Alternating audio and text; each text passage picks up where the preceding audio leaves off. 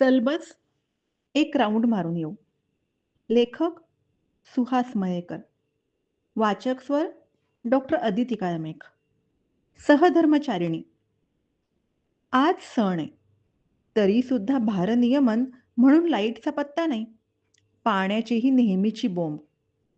सहधर्मचारिणीची सकाळपासूनच तारांबळ. पूजा, गोडधोड, नैवेद्याबरोबरच चहा, नाश्ता, मुलांचंही तिनेच पाहायचं असतं. सुट्टी आणि सण असला तरी रोजची कामं करावीच लागतात गृहिणींना. हे सर्व कमी म्हणून की काय, अस्मादिकांना आज लूज मोशन सकाळपासूनच. लूज मोशन कसली, फास्ट मोशनच. पळापळ. अस्मादिक काल मित्रांबरोबर तारे तोडून आलेले असतात, पार्टी करून.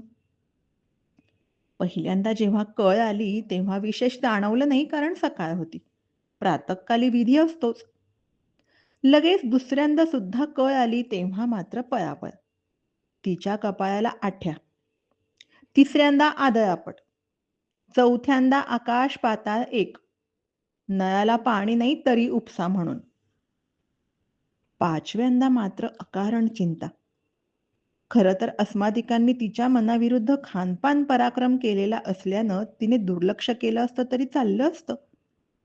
निदान खोड मोडण्यासाठी तरी. शिवाय तिला आज सणाची कामं सुद्धा भरपूर होती. पण नाही. अर्धांगिनीचं काळीज असंच. सहाव्यांदा अस्मादिकांच्या कळा तिच्या वेदना झाल्या होत्या. सातव्या वेळेला मात्र पदर खोचला आणि तिनंच पाणी घातलं. बटन लावायला तिनंच मदत केली. अंथरुणावर तिनंच आणून झोपवलं. अलगद. शक्ती नव्हती म्हणून. पतिदेवांची पार रया निघून गेली होती. ताप आला होता आता. डॉक्टरांना तिनंच फोन केला. बहुधा फूड पॉयझन. सण, सुट्टीचा दिवस असल्यामुळे दवाखाने बंद. व्हिजिटला डॉक्टर तयार नाही.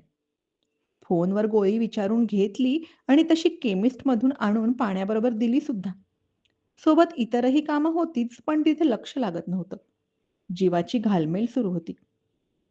आता ताप उतरून घाम येऊ लागला होता. तिला हायसं वाटलं. पुन्हा पुन्हा येऊन तिने पदराने अस्मादिकांचं तोंड पुसलं.